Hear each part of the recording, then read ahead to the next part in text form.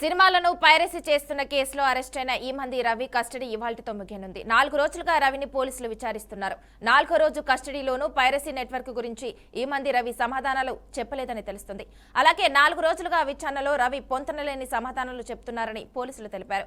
విదేశాల్లో సర్వర్లు, ఐబొమ్మ సిబ్బందిపై పోలీసులు ఆరా తీశారు. డేటా విదేశాల్లో ఉందని రవి చెప్పినట్లు తెలుస్తుంది. ఇన్ఫోటెక్ పేరుతో డొమైన్ కొనుగోలు చేసినట్లు పోలీసులు గుర్తించారు.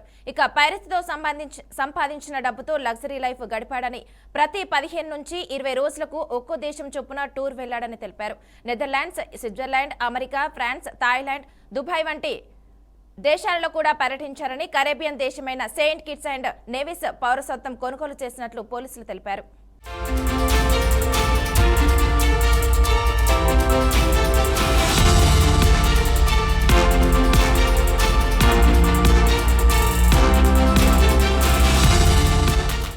ఇక ఇదే అంశానికి సంబంధించి మా క్రైమ్ బ్యూరో చీఫ్ ఇన్నారెడ్డి అందిస్తారు. ఇన్నారెడ్డి, చెప్పండి.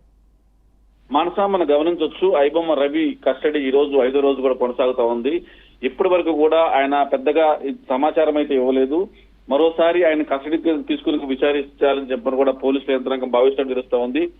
దీంట్లో మొత్తంగా బ్యాంక్ అకౌంట్లు, క్రెడిట్ డెబిట్ కార్డుల వివరాలు కూడా తీసేసి పోలీసులు దీనికి సంబంధించి ఇంతగా సమాచారం తీసుకుని బ్యాంకులకు పంపించి ఆయా బ్యాంకులో డీటెయిల్స్ తీసుకునే ప్రయత్నం చేశారు.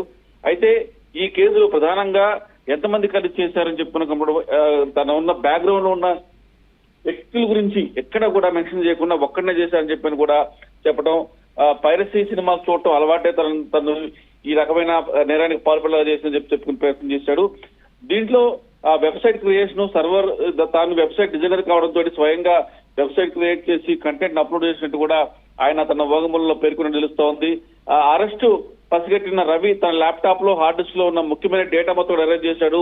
ఓన్లీ పైరసీ సినిమాలు మాత్రమే ఉంచాడు. మరి డిలీట్ చేసిన డేటా ఏంటి, ఆ డేటా ఇంకెక్కడైనా క్రౌడ్ సర్వర్ లో ఉందా అన్న దాని మీద కూడా ఈ రోజు పూర్తిగా ఆయన విస్తరించే అవకాశం కనిపిస్తా ఉంది. తర్వాత ఇదే కాకుండా అరెస్ట్ కు ముందు తమ అకౌంట్ లో ఉన్న డబ్బులను మొత్తంగా బ్యాంక్ అకౌంట్ లో ట్రాన్స్ఫర్ చేసిన తెలుస్తా ఉంది.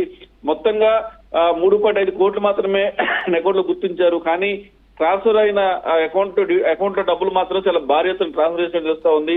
ఈయన పైరసీ ద్వారా వచ్చిన డబ్బులతో luxury life Netherland, Switzerland, America, France, Thailand, Dubai వంటి దేశాలు కూడా తరచూ వెళ్ళేవాడని చెప్పేసి కూడా తెలుస్తా ఉంది. ఇదే కాకుండా ప్రతి 15 రోజులకు ఒక విదేశీ ట్రిప్ వేసేవాడని చెప్పని, ఈ విదేశీ ట్రిప్ కూడా బిజినెస్ క్లాస్ ఫ్లైట్స్, 5 స్టార్ హోటల్లో లగ్జరీ లైఫ్ అనుభవించినట్టు కూడా విచారణలో తేలింది. ఇదే కాకుండా ఈ రవికి సంబంధించి సెయింట్ కిట్స్ నేవీస్ పౌరసత్వం ఉంది. ప్రస్తుతం మన ఇండియా పౌరసత్వం కూడా లేదు కాబట్టి తాను అక్కడ భారీ ఎత్తున డబ్బులు చెల్లించి సెయింట్ కిట్స్ నేవీస్ పౌరసత్వం తీసుకున్నట్టు తెలుస్తా ఉంది.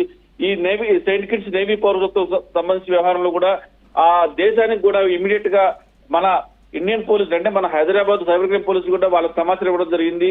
అంటే అఫెన్స్ అనేది జరిగింది అక్కడ కాబట్టి ఖచ్చితంగా విదేశ ఉన్న సంబంధ బాంధవ్యాలతోటి నేరస్తుల సహకరింపు, నేరస్తులను సంబంధించిన వ్యవహారంలో ఇచ్చిపుచ్చుకోవడాలు ఉంటాయి కాబట్టి ఇక్కడ సంబంధించిన నేరం బట్టి వాళ్ళ పోలీసులు కూడా చెప్పడం జరుగుతోంది.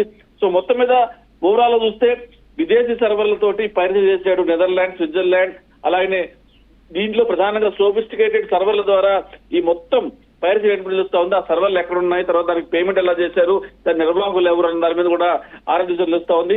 మొత్తం మీద ప్రతి విషయంలో తెలీదు, మర్చిపోయా అని చెప్పేసి చెప్తున్నాడు. కానీ ఈ రవి వెనుక ఇది ఒక్కటి చేసిన పని కాదు, బ్యాక్ లో ఒక నెట్వర్కే ఉంది.